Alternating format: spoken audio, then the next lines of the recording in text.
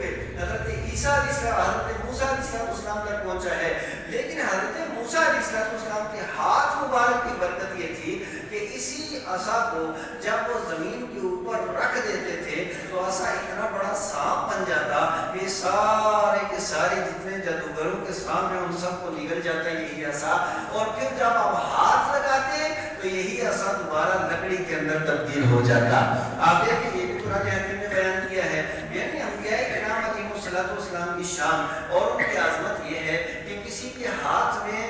عصا سانپ، کسی کے ہاتھ میں عصا سانپ اور سانپ عصا بن جاتا ہے، کسی کے ہاتھ کے اندر لوہا منہ بن جاتا ہے، اور کسی کے ایک اشارے کے اوپر اتنا بڑا وزن ہوا اٹھا کر کے دوسری جگہ لے جاتی ہے، اور کسی کے ہاتھ کھولنے کی بنیاد پہ یہ ہاتھ ان کا سورج سے زیادہ چمکدار ہو جاتا ہے۔ اور حضرت عیسیٰ علیہ السلام نے تو یہاں تک اعلان کر دیا، لوگوں تم مادرزاد اندھے کو لے کر کے میرے پاس آؤ، تم کوڑی کو لے کر کے میرے پاس آؤ، کیونکہ یونان کے اندر حکمت یونانی عروج کے اوپر تھی، لوگ ہر بیماری کے علاج کا وہاں کے حکماء دعویٰ کر رہے تھے، وہاں کے اطباء کہتے تھے کہ ہم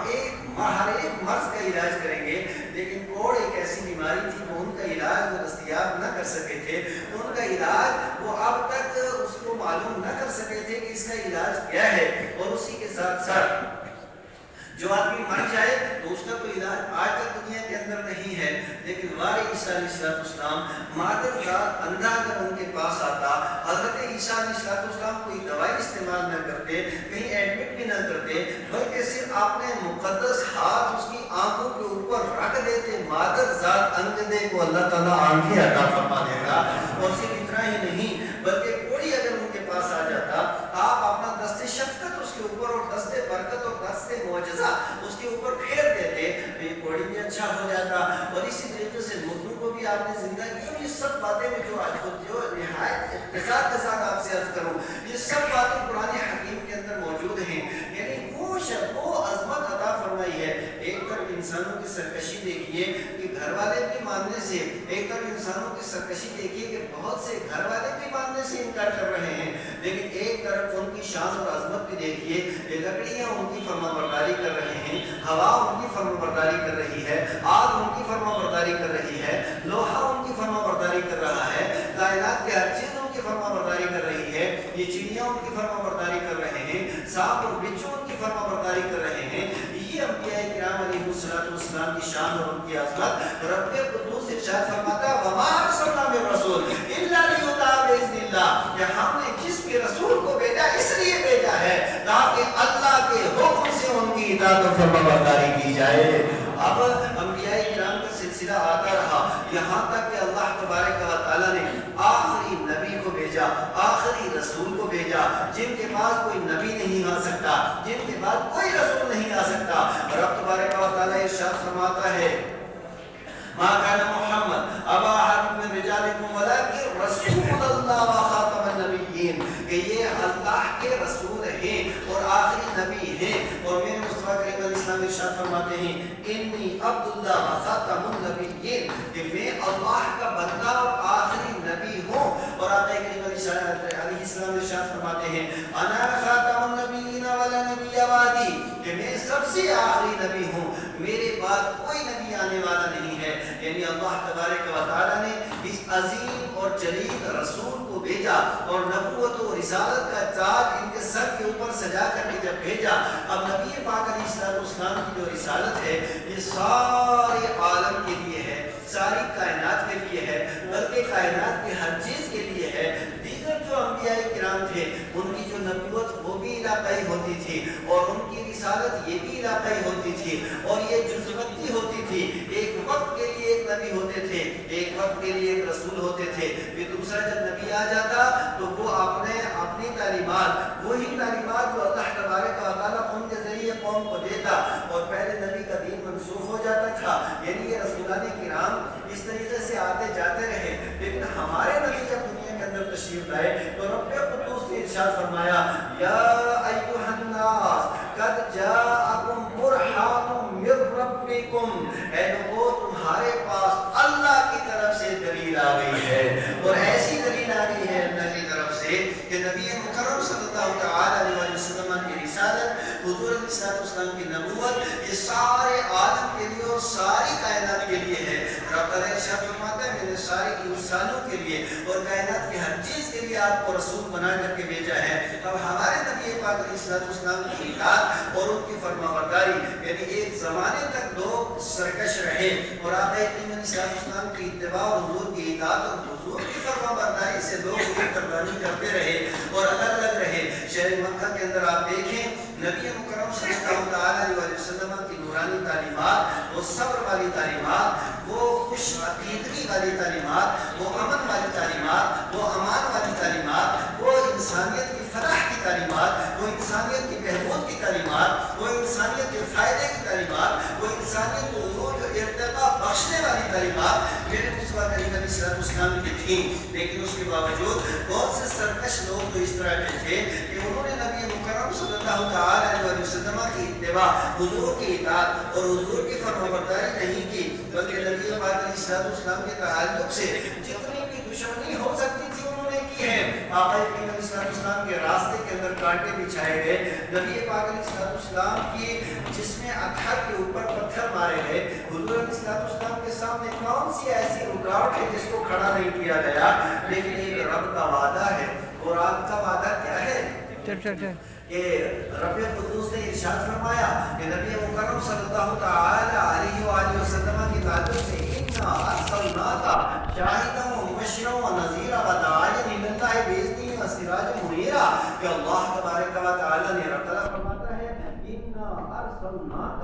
کہ ہم نے تجھے بھیجا ہے، رب قدوس نے شاہد و مبشر و نذیر و بشیر بنا کر کے ہمارے نبی مکرم علیہ السلام کو بھیجا۔ اب آقا کریم علیہ السلام جب دنیا کے اندر آئے تو حضور کا جو مشن اور حضور کی تحریک تھی اس کے بارے میں رب قدوس نے خود ارشاد فرمایا لِيُظْهِرَهُ عَلَى الدِّينِ كُلِّهِ، کہ سارے ادیان کے اوپر، سارے افکار کے اوپر، سارے خیالات کے اوپر، سارے مذاہب کے اوپر اللہ تبارک و تعالیٰ دین کو غلبہ عطا فرمائے گا۔ لیکن تاریخ یہ بتاتی ہے کہ بہت سے لوگوں کی رکاوٹوں کے باوجود اللہ تبارک و تعالیٰ نے ہمارے نبی کریم علیہ السلام کو فتح و نصرت عطا فرمائی۔ قرآن کہتا ہے اِذَا جَاءَ نَصْرُ اللَّهِ وَالْفَتْحُ وَرَأَيْتَ النَّاسَ يَدْخُلُونَ فِي دِينِ اللَّهِ أَفْوَاجًا، کہ آپ نے اپنی آنکھوں سے دیکھا کہ اللہ تبارک و تعالیٰ کی طرف سے فتح و نصرت آ گئی تو لوگ فوج در فوج اسلام کے اندر داخل ہو گئے۔ اب نبی پاک علیہ السلام کا یہ مشن آگے بڑھتا رہا۔ جو اگلی بات میں آپ حضرات کی بارگاہ میں عرض کر کے اپنی تقریر ختم کرنا چاہتا ہوں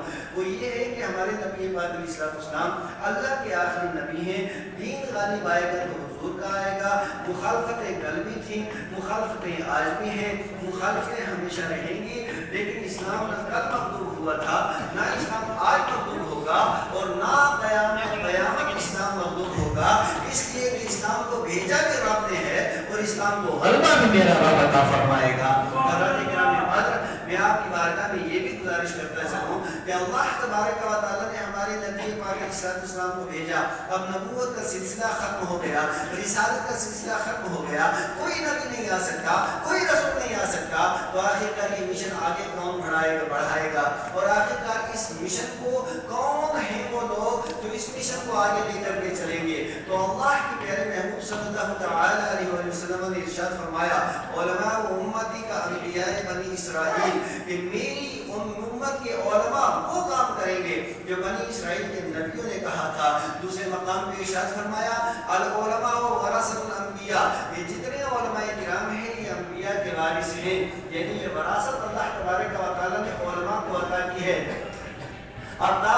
قیامت دین کے اوپر جب کوئی بات آئے گی اس کا جواب علماء دیں گے۔ تحقیق کا مسئلہ آئے گا تو تحقیق علماء کریں گے، تدقیق کا مسئلہ آئے گا ذمہ داری علماء کی ہے، فکریں آئیں گے تو ان کی سرگوبی کرنا علماء کا کام ہے، اور اسی طریقے سے دین سے دور ہونے والے جتنے لوگ آئیں گے تو ان کو دعوت دینا یہ علماء کا کام ہے، کیونکہ انبیاء کرام کی جو ڈیوٹی تھی اللہ کے پیارے محبوب علیہ السلام نے اپنی امت کے علماء کو ڈیوٹی دی ہے۔ اور یہ بات یاد رکھیے کہ اس امت کے سب سے بڑے جو عالم و فاضل ہیں نبی پاک علیہ السلام کے تشریف لے جانے کے بعد اور نبی پاک علیہ سارے انبیاء کے بعد اللہ تعالیٰ نے جو سب کے اوپر فضیلت و عظمت اللہ نے جس شخصیت کو عطا کی ہے وہ حضرت سیدنا صدیق اکبر ہے۔ صدیق اکبر اس امت کے سب سے بڑے عالم و فاضل و محقق و مدقق و مجتہد ہیں۔ حضرت سیدنا صدیق اکبر رضی اللہ تعالیٰ عنہ نے اس سلسلے کو اس نظام کو اس طریقے سے آگے بڑھایا ہے کہ منکرین زکوٰۃ کا جب فتنہ اٹھا تھا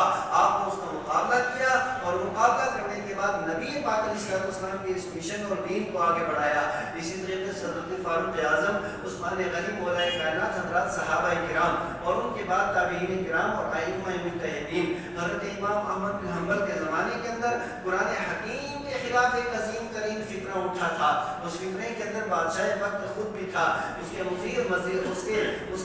بھی تھے، اس کے وزیر بھی تھے، لیکن حضرت امام احمد بن حنبل رضی اللہ تعالیٰ عنہ کو اللہ تبارک و تعالیٰ نے وہ جرأت اور وہ استقامت عطا فرمائی کہ آپ نے ہر ایک کا منہ توڑ جواب دیا. میرے پیارے اسلامی بھائیوں، آج یہ سلسلہ جاری و ساری ہے اور تا قیامت جاری و ساری ہے. آج دیکھیے قرآن حکیم کو پڑھنے والے دنیا کے اندر موجود ہیں. آج دیکھیے کہ آزان دینے والے دنیا کے اندر موجود ہیں. آج دیکھیے کہ پوری دنیا کے اندر مسلمانوں کے اوپر اتنا بڑا حکومتوں کے ذریعے دباؤ بنانے کی کوشش جاری ہے، لیکن اس کے باوجود مسجدوں کے مینار بھی زندہ ہیں، مسجدوں کے محراب بھی باقی ہیں، اذان بھی جاری و ساری ہے. اور اذان کا عالم یہ ہے کہ پوری دنیا کے اندر روئے زمین کے اوپر اذان اور قرآن، یہ دونوں ایسی چیزیں ہیں ایک منٹ کے لیے جو بند نہیں ہوتی ہیں. اس لیے کہ اس دنیا کو اللہ تبارک و تعالیٰ نے بنایا ہی اس طریقے کا ہے کہ کہیں پہ صبح ہوتی ہے، کہیں پہ شام ہوتی ہے، کہیں پہ دن، کہیں پہ رات. پوری دنیا کا اگر آپ نظام دیکھیں گے، ایک منٹ بھی روئے زمین کا ایسا نہیں ہے کہ جس ایک منٹ کے اندر اذان بند ہو جائے اور ایک منٹ کے اندر رب کی بارگاہ میں سجدہ بند ہو جائے اور ایک منٹ کے اگر پوری دنیا کے اندر قرآن حکیم بند ہو جائے. یاد رکھیے وہی آخری دن ہوگا کائنات کا، وہی آخری دن ہوگا زمین کا، جس دن اذانیں بند ہو جائیں گی، جس دن نمازیں بند ہو جائیں گی اور جس دن قرآن حکیم کی تلاوت بند ہو جائے گی زمین سے. بس جس دن ایسا ہوگا پھر اس کی صبح کو قیامت آ جائے گی اور دنیا تباہ و برباد ہو جائے گی. میرے پیارے اسلامی بھائیوں، اس مشن کو آج بھی ساری دنیا کے اندر نبی مکرم صلی اللہ علیہ وسلم کے ورثہ آقا کریم علیہ السلام کے جانشین جاری و ساری رکھے ہوئے ہیں. اللہ تبارک و تعالی ہم سب کو عمل خیر کی توفیق عطا فرمائے. اس موضوع کو میں آگے بھی بڑھاؤں گا انشاءاللہ تعالی. اللہ تعالی ہماری آپ کی زندگی رکھے. اور دوسری بات جو میں آپ کی بارگاہ میں عرض کروں گا، ہمارے ہندوستان کے ایک عظیم اور جلیل عالم دین ہیں حضرت علامہ الشیخ ابو بکر احمد باقری دامت برکاتہ العالیہ، جو مرکز الثقافت سنیہ تعلیقت کیرلا کے بانی بھی ہیں، سربراہ بھی ہیں. ہزاروں اسکول ان کے چلتے ہیں اور بہت بڑا دین و سنت کا انہوں نے کام کیا. 86 سال ان کی عمر میں ہو گئی، ابھی وہ بیمار ہیں، ہاسپٹل کے اندر ایڈمٹ ہیں. آپ تمام حضرات دل سے دعا کریں کیونکہ اس طرح کے لوگ صدیوں کے اندر پیدا ہوتے ہیں. اللہ تبارک و تعالیٰ انہیں شفا اور صحت عطا فرمائے. اسی طرح ہمارے ایک عزیز مولانا کاشف صاحب، ان کی صاحبزادی چھوٹی، وہ بیمار ہیں، ان کے لیے بھی دعا کریں کہ اللہ تعالیٰ شفا اور صحت عطا فرمائے. اور ہم مالک العلم کی بارگاہ میں دعا گو ہیں کہ ہم میں جو بیمار ہیں مولا کریم وہ اپنے شفا خانے سے سب کو شفا عطا فرما. شیخ ابو بکر صاحب کو شفا اور صحت عطا فرما، حریم فاطمہ کو شفا اور صحت عطا فرما. اور مولا کریم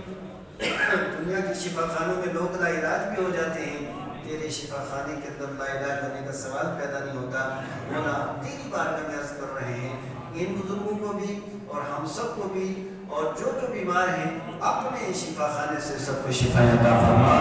صلی اللہ تعالی علی خیر خلق محمد وآلہ وصحبہ اجمعین وبلا الہ الا اللہ محمد رسول اللہ. اپنا موبائل باہر نکالیں اور اسے سائلنٹ کریں.